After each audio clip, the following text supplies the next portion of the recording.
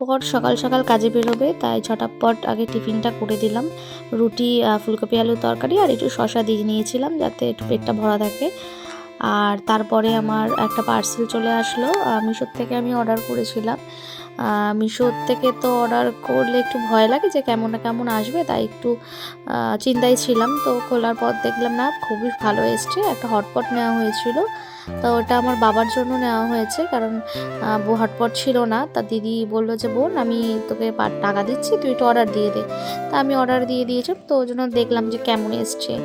আর তারপরে আমার একটু আধার কার্ড লিঙ্ক করাতে গেছিলাম, তো ওখানে খুবই দেরি হচ্ছিলো বলে আমরা উপরে একটা ক্যাফেতে চলে গেছিলাম কফি খেতে। তো ওটা আমার বাবা ছিল আর এটা আমার বর। তো ওরা দুজন কফি খেলো, আমি কফি খাই না, যার জন্য আমি নিইনি। তারপরে এবার যেহেতু আমার খিদে পেয়েছে, অনেকক্ষণ সময় লেগে গেছে ওখানে, তো ফেরার পথে বললাম যে চলো, আমার খিদে পাচ্ছে, একটু কিছু খাই। তা বললো যে ঠিক আছে চলো, আমার একটা বন্ধুর দোকান আছে, তুমি তাহলে ওখানে চলো। আর এটা ওর মানে স্কুল ফ্রেন্ড হয়, একদম ছোট্টবেলার বন্ধু। তো ওরই এটা দোকান, খুবই ভালো দোকান করেছে। ভাই মিলেই দোকানটা চালাচ্ছে।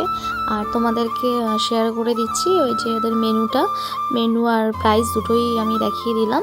তোমরা যেও, ওখানে খুব ভালো খাবারগুলো টেস্ট ওখানে খুব। আর আমরা এইগুলো নিয়েছিলাম, খুবই ভালো খেতে, আর মোমো অনেকগুলোই দিচ্ছে, তো আমার খুব ভালো লাগলো। তারপরে এটা চিকেন স্ট্রিপ নিয়েছিলাম, এটাও খুবই সুন্দর খেতে।